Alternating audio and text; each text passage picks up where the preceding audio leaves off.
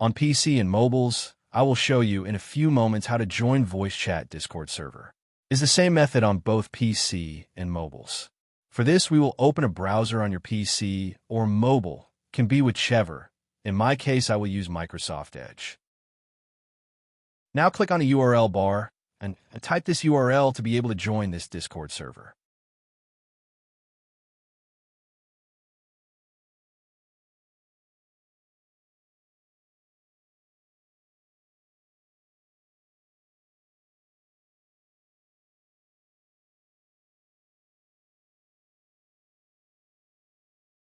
Doing this will automatically start your Discord application if you have it installed.